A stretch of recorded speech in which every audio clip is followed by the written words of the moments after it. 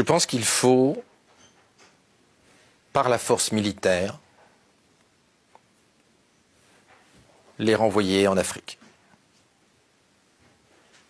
Si nous ne faisons pas ça, nous aurons des dictatures d'ultra-droite dans l'Europe de 2035 ou 2040 partout. Et moi, je suis un libéral, je ne veux pas d'extrémistes au pouvoir. Nous faisons tout ce qu'il faut pour que l'ultra-droite arrive au pouvoir. Pas des gens comme Bardella, pas des gens comme Marine Le Pen, de l'ultra-droite. Ce qui n'est pas le cas de Bardella ou de Marine Le Pen.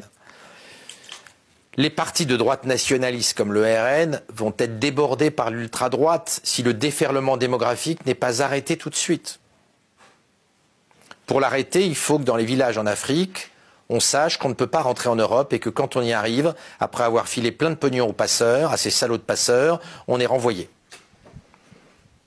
Sinon, il va y avoir des centaines de millions de personnes d'Afrique noire qui vont arriver en Europe, dans le continent européen. Or, l'opinion ne l'acceptera pas.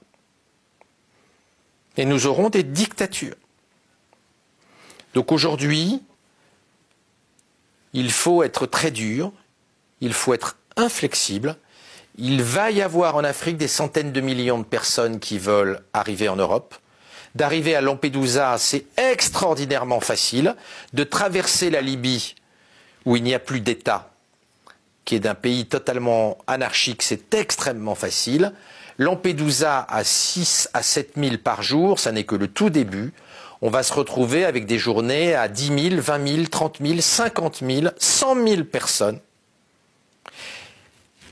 Et l'opinion finira par penser que le grand remplacement n'était pas une thèse complotiste, mais un projet des gouvernements européens avec des conséquences politiques absolument catastrophiques. Donc je pense qu'il faut arrêter de déconner.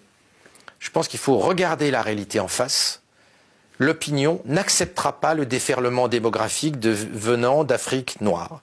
Il ne l'acceptera pas. Nous prenons un risque politique absolument majeur. Moi, personnellement, je suis affolé de voir de plus en plus de gens des classes moyennes passer à l'ultra-droite.